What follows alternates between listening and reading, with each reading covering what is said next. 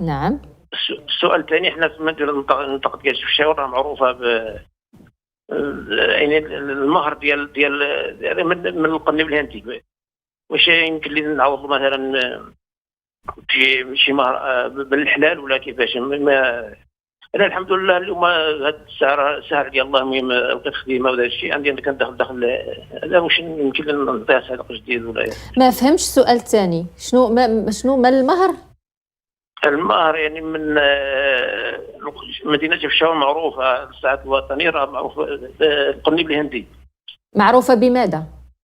القنيب الهندي ديك الكيف القنيب الهندي. القنيب الهندي ايه. المهر بالمصدر ديال القنيب الهندي ايه.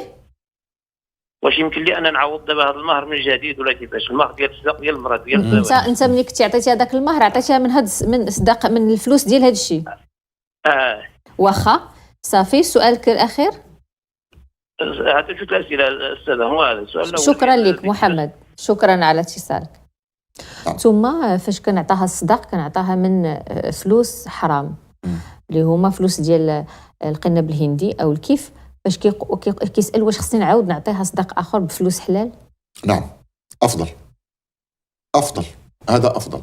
الحمد لله انت عرفتي الامور، عرفتي بان ذاك المال اللي عطيتي للزوجه ديالك ماشي هو هذاك شبهه. الان النفس ديالك تتحك الى اخره، فافضل ان تعوضها عن ذلك ان شاء الله تعالى.